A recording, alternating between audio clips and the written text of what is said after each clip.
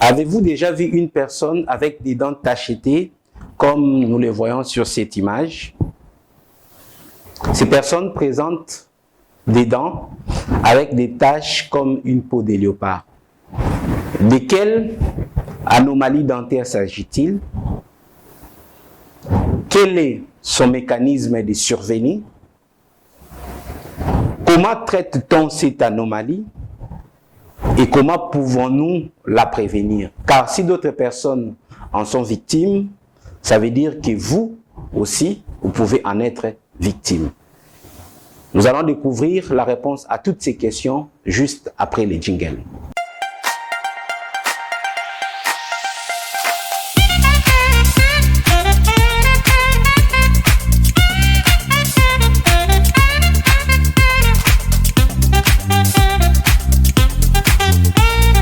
Salut à vous, moi c'est Dr Moïse. Sur cette chaîne, je parle de la santé et de la médecine parce que je suis convaincu qu'au-delà de tout ce que nous pouvons avoir et au-delà de tout ce que nous pouvons savoir, il est important que nous puissions être en bonne santé, car sans la santé, tout ce que nous avons et tout ce que nous savons ne valent rien. Raison pour laquelle j'ai mis en place cette chaîne pour vous donner l'information sanitaire, la bonne et la vraie, qui vous permettra de bien connaître votre corps et d'être en bonne santé. Si par conséquent vous souhaitez tirer profit de cette chaîne, vous n'avez qu'à faire qu'une seule chose, c'est de vous abonner sur cette chaîne, d'activer la cloche en choisissant toutes les notifications pour que vous ne ratiez aucune des vidéos santé que je publie régulièrement sur cette chaîne qui vous apportera du très bon contenu. Comme j'étais en train de le dire tout à l'heure, aujourd'hui nous allons parler de cette maladie que nous avons vue sur la photo. Cette maladie que vous voyez sur la photo est appelée la fluorose dentaire. La fluorose dentaire est une anomalie dentaire liée à un excès de fluor à l'intérieur de l'émail et de la dentine de la dent. Vous devez savoir que la dent a deux parties. Il a une partie minérale et une partie organique. La partie minérale est constituée essentiellement des phosphates de calcium sous forme de cristaux que nous appelons des hydroxyapatites. Ces phosphates de calcium, comme on le dit, est constitué donc des molécules de phosphate et des molécules de calcium.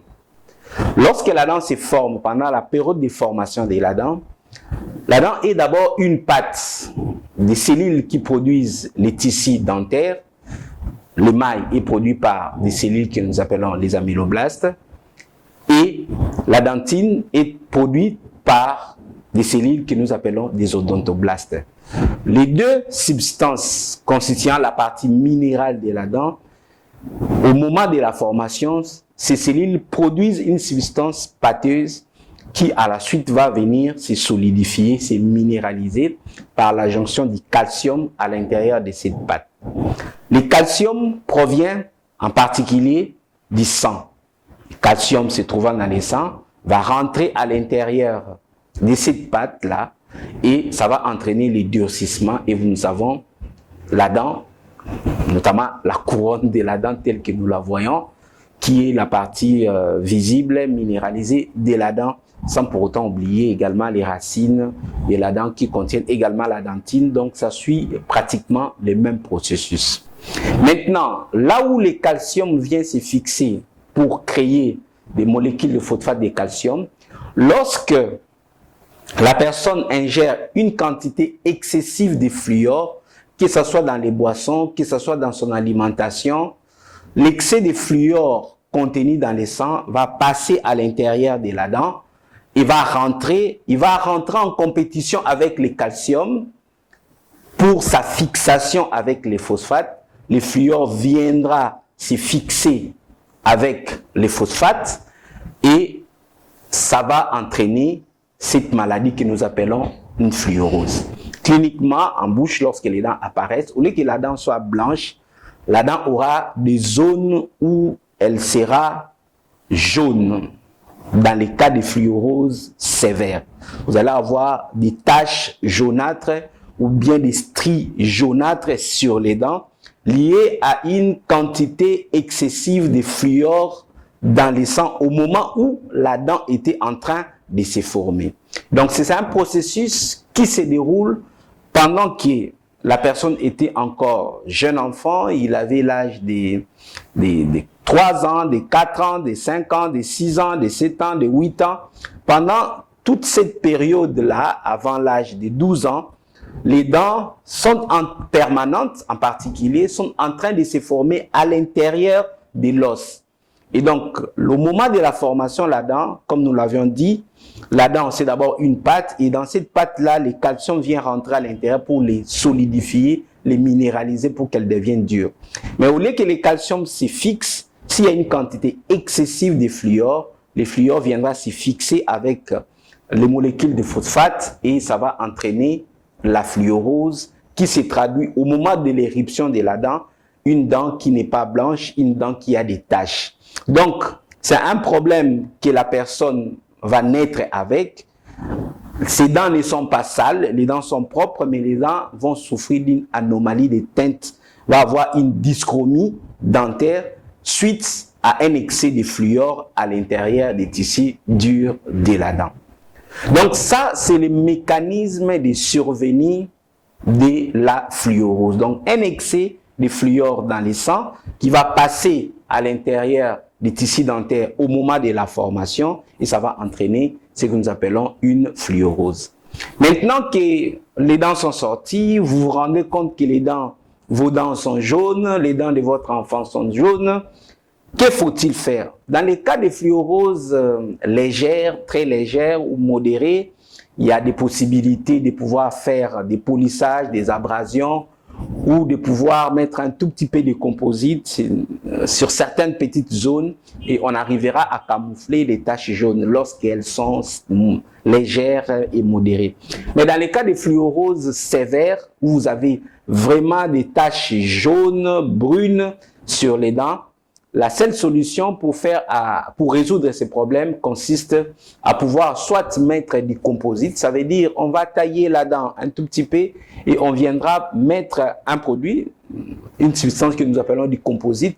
C'est une pâte qui a plusieurs teintes. On va choisir donc la teinte qui correspond assez bien à la couleur des dents de la personne.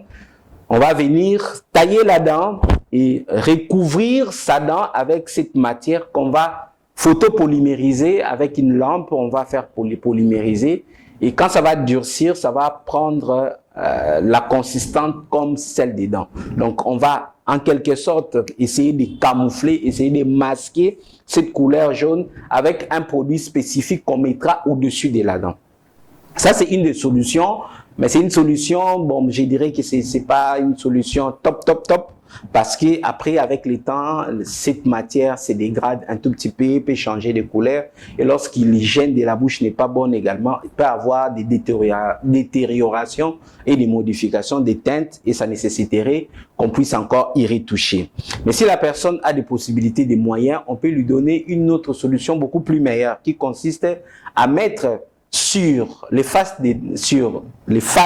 visibles des dents, des facettes en céramique. Parce que ces taches jaunâtres dérangent du point de vue esthétique. Les gens ont du mal à sourire. Les gens qui souffrent de fluorose, vraiment, pour beaucoup, ils sont complexés, ils sont inquiets parce qu'ils n'ont pas des dents qui sont blanches, qui sont claires.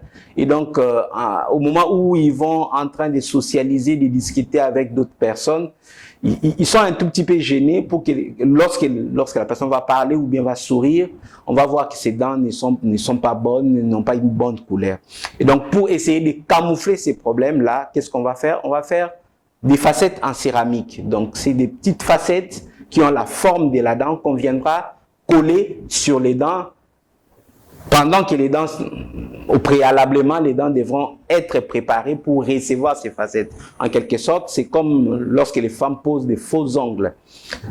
Donc, la femme qui n'a pas des ongles, qui ne sont pas bons, ou bien ainsi de suite, les femmes posent des ongles dessus. Donc, on va préparer la surface où l'ongle artificiel viendra s'asseoir et on viendra coller l'ongle artificiel là où se trouve l'ongle naturel. Et donc, l'ongle artificiel va recouvrir l'ongle naturel. C'est donc la même chose.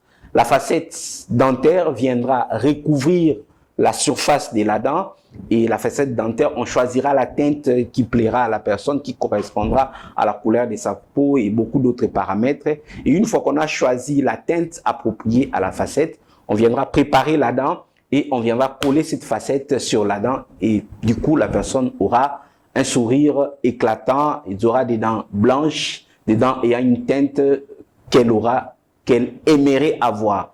Donc voilà un peu la solution par rapport aux personnes qui ont des problèmes de fluorose. Mais la question, comment prévenir cette fluorose? Parce que une fois que la fluorose est en place, voilà, il faudra trouver une solution. Et vous voyez que les solutions ne sont pas aussi faciles que ça. Et généralement, en termes de coûts, ce sont des solutions qui coûtent un peu plus cher. Donc, le meilleur moyen est de pouvoir prévenir. Comment prévenir cette fluorose? Pour prévenir la fluorose, il faudra veiller aux boissons que nous prenons, à l'alimentation ou à l'eau que nous buvons. Il y a certaines zones où il y a une forte teneur de fluor dans les sols et donc par conséquent, l'eau qui provient de ces zones-là contient beaucoup de fluor. Donc par conséquent, il faudra peut-être filtrer ainsi de suite pour ne pas avoir une quantité excessive de fluor ou bien peut-être utiliser de l'eau minérale qui ont été traitées, et ainsi de suite. Hormis ces solutions de prévention de l'eau, il faudra également veiller à ce que les boissons, les jus que nous achetons et d'autres produits que nous mangeons, les sels, ne puissent pas contenir excessivement de fluor. Et donc, lorsque vous achetez des produits au niveau du marché, vous devez regarder la composition pour savoir s'il y a beaucoup de fluor ou non. Et les enfants, il faudra, parce que c'est un problème qui touche préalablement les enfants au moment de formation de la dent. Donc, il faudra éviter que les enfants ne puissent ingérer, avaler les pâtes dentifrice. Parce que les pâtes dentifrice qui contiennent des fluor, la plupart des enfants, au moment du brossage, vous allez mettre la petite pâte dentifrice sur la brosse à dents, vous brossez. Au moment où vous dites à l'enfant de pouvoir cracher, l'enfant ne crache pas, l'enfant avale la pâte dentifrice. Et si l'enfant avale tous les jours cette pâte dentifrice contenant des fluor, l'enfant va se retrouver avec une quantité excessive de fluor dans son sang. Et au moment où les dents permanentes sont en train de se former, ces dents-là vont s'imprégner d'une quantité excessive de fluor et la personne risque de souffrir de fluorose. Et donc, dans la prévention, on doit vraiment bien veiller que nos boissons, nos jus, nos alimentations, les sels, l'eau et consorts ne puissent pas contenir excessivement de fluor pour que les enfants ne puissent pas souffrir de fluorose. Et si l'enfant a des habitudes qui consistent à pouvoir avaler la pâte dentifrice, on peut trouver d'autres solutions pour remplacer les pâtes dentifrice qui ne contiennent pas vraiment trop de fluor ou utiliser d'autres méthodes pour arriver à nettoyer les dents de l'enfant sans que l'enfant ne puisse avaler les pâtes dentifrice contenant les fluors qui vont entraîner une concentration élevée de fluor dans le sang et entraîner une fluorose. Donc, c'était là l'information que je voulais vous donner par rapport à cette maladie que nous avons appelée la fluorose.